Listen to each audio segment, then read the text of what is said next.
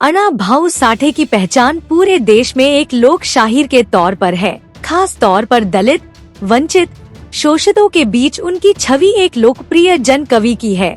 उन्होंने अपने लेखन से हाशिए के समाज को आक्रामक जबान दी, उनमें जन चेतना फैलाई। उदेश के स्वतंत्रता आंदोलन, संयुक्त महाराष्ट्र आंदोलन और गोवा मुक्ति आंदोलन, इन सभी में अण्णा भाऊ साठे की सक्रिय भागीदारी थी। उनके लिखे पोवाड़े और लावणियां मुक्ति आंदोलनों को एक नई ऊर्जा और जोश पैदा करते थे। महाराष्ट्र में दलित साहित्य की शुरुआत करने वालों में भी अण्णा भाऊ साठे का नाम अहमियत के साथ आता है। वे दलित साहित्य संगठन के पहले अध्यक्ष रहे। इसके अलावा भारतीय जन नाट्य संघ ने उन्हें जो जिम्मेदारियां सौंपी, उन्होंने उनका अच्छी तरह से निर्वहन किया। लोकनाट्य, तमाशा के मार्फत अण्णा भाऊ ने दलित आंदोलन के संघर्षों को अपनी आवाज दी। वे बहुमुखी प्रतिभा के धनी थे। उन्होंने लाल झंडे के गीत और मजदूरों के गीत लिखे। उन्होंने दलित आंदोलन के संघर्षों को भी अपनी आवाज दी। पोवाड़े और लावणियों में वे गरीबों और वंचितों की कहानी कहते थे, जिसका जनमानस पर गहरा असर होता था। 1 अगस्त 1920 को महाराष्ट्र के सांगली जिले की वालवा तहसील के वाटे गांव के मांगबाड़ा में एक दलित परिवार में जन्मे अण्णा भाऊ साठे का पूरा नाम तुकाराम भाऊराव साठे था। वे मांग जाति से थे और अंग्रेज हुकूमत की नजर में यह अपराधी जाति थी।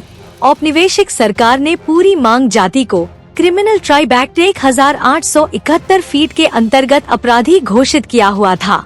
उस दौर में मांग जाति के लोगों का मुख्य काम गांव की पहरेदारी करना होता था। जाहिर है कि अण्णा भाऊ को बचपन से ही समाज में छुआछूत, समानता और भेदभाव का सामना करना पड़ा। जातिगत भेदभाव की वजह से वे स्कूल में पढ़ाई नहीं कर पाए, जिसका उनके दिलो दिमाग पर गहरा असर पड़ा। उन्होंने जो भी सीखा वह जीवन की पाठशाला से सीखा। अण्णा भाऊ का दिमाग तेज था और याददाश्त गजब की थी। बचपन से ही उन्हें अनेक लोकगीत कंठस्थ थे। भगवान विट्ठल की सेवा में वे अभंग गाया करते थे, जिनमें जातीय ऊंच नीच को धिक्कारा गया था और बराबरी का पैगाम था। आजादी के पहले महाराष्ट्र में जब भयंकर सूखा पड़ा तो रोजगार की तलाश में उनके पिता भाऊराव साठे मुंबई पहुंच गए। पिता के साथ अण्णा भाऊ ने भी जीवन के संघर्ष के लिए कई छोटे मोटे कार्य किए। जीवन संघर्ष के बीच पढ़ना लिखना सीखा। लाल बावटा के माध्यम से अण्णा भाऊ साठे किसानों, मजदूरों के दुख दर्द को सामने लाने का काम करते थे। लोगों को आजादी की अहमियत समझाते, उनमें आजादी का सोया हुआ जज्बा जगाते, अधिकारों के लिए संघर्ष को आवाज देते। यही वजह है कि किसानों, मजदूरों और कामगारों में अण्णा भाऊ साठे की लोकप्रियता बढ़ती चली गई। लोग उन्हें शाहीर अण्णा भाऊ साठे और लोकशाहीर कहकर पुकारने लगे। इस बीच अण्णा भाऊ साठे मुंबई की एक मिल में काम करने लगे, जहां मजदूरों की समस्याओं से उनका सीधा परिचय हुआ।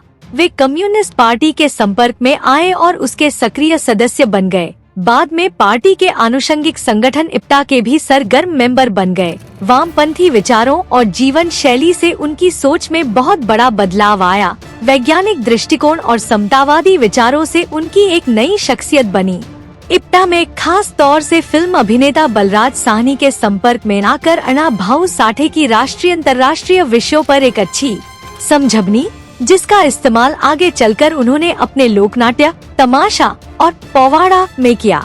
वामपंथी लीडर पीसी जोशी ने बलराज साहनी और अण्णा भाऊ साठे के आपसी रिश्तों के बारे में अपने एक लेख में लिखा है। अण्णा भाऊ बलराज की हर बात को उत्सुकता से ग्रहण करते थे और अन्य महाराष्ट्रीय साथियों, बुद्धिजीवियों, कामगारों के साथ भी विचार विमर्श करते थे। दिमाग में नए नए विचार लेकर वह एक के बाद एक तमाशा रचने लगे। एक वक्त ऐसा भी आया कि अण्णा भाऊ साठे की सांस्कृतिक टोली में कई प्रतिभाशाली कलाकार थे। उनमें अमर शेख, गावनकार आदि साथ साथ थे। इस ग्रुप की प्रस्तुतियां मजदूर वर्ग से लेकर उच्च वर्ग तक को प्रभावित करती थी। अण्णा भाऊ ने इप्टा के लिए अनेक मानीखेज गीत भी लिखे। कोई भी परिस्थिति हो, वे हर परिस्थिति के लिए गीत लिखने में माहिर थे।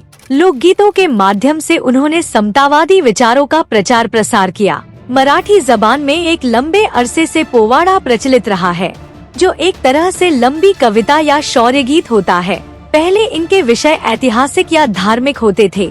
अण्णा भाऊ साठे ने इन पोवाड़े के विषयों में आधारभूत बदलाव किया और इनमें देश की राजनीतिक, आर्थिक और सामाजिक समस्याओं को समाहित किया।